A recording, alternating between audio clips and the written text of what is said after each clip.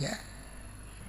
Masalah musibah, ya, timbulnya macam-macam ujian apapun ini sebetulnya itu tidak bisa lepas daripada kita.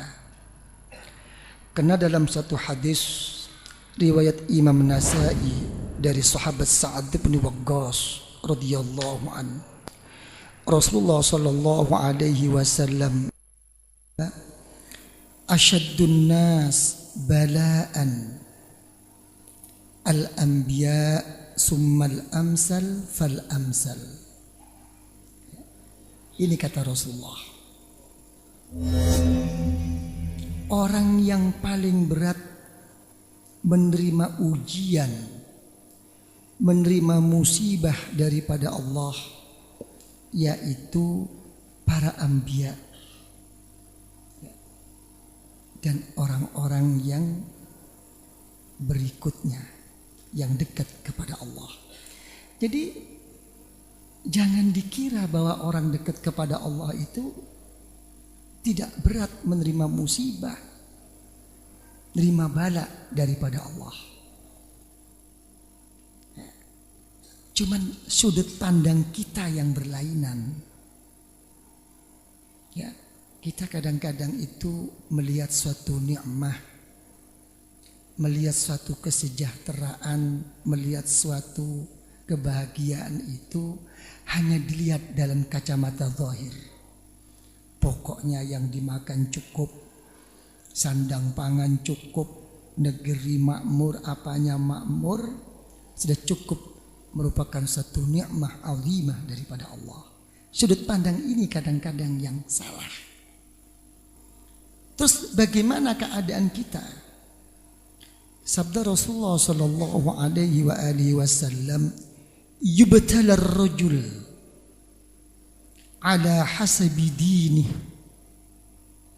fa in kana fi dinihi salba ishtadda bala'uh. Ya. Setiap orang itu, kata Rasulullah, ya, diberi ujian oleh Allah mengikut ukuran sampai bagaimana dan seberapa agamanya. Kalau agamanya begitu kuat, keyakinannya begitu mantap ke hadrat Allah, makin berat ujian daripada Allah. Wa in kana fi dinihi riqqatan ubtuliya ala qadri dini. Andai kata agamanya itu tipis, keimanannya dan keyakinannya itu rendah, begitu pula ujian daripada Allah makin rendah. Terus bagaimana kenyataannya?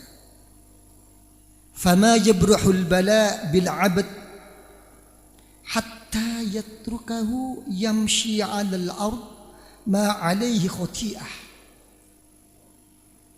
Kata Rasulullah sallallahu alaihi wa alihi wasallam, suatu bala musibah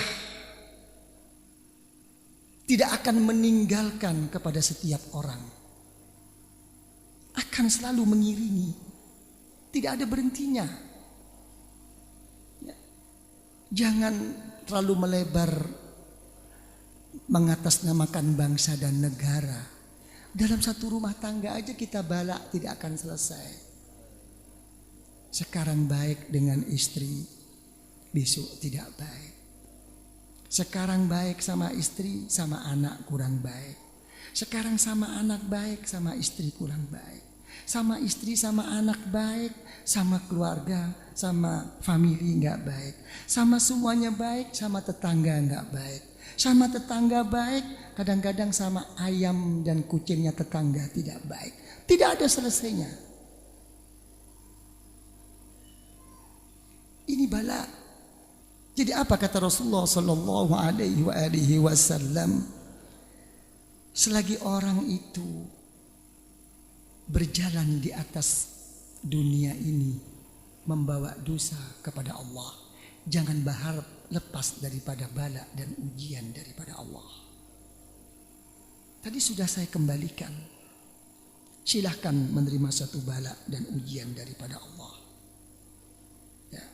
Tapi jangan sampai kita ini merupakan suatu sabab, merupakan suatu gara-gara timbulnya bala, timbulnya fitnah, timbulnya kegoncangan macam-macam ini datang dari diri kita. Hati-hati. Ini mestinya yang lebih berat peringatan untuk pemimpin. Coba kalau sudah begini, siapa yang ingin jadi pemimpin? Ini permasalahannya. Dalam masalah bala, Sultanul Aulia Sayyiduna Syekh Abdul Qadir Al-Jailani radhiyallahu anhu, beliau mengatakan dalam kitab manaqibnya, la yasluhu li mujalasatil haqqi ta'ala illa al-mutahharun min rijasiz zallat.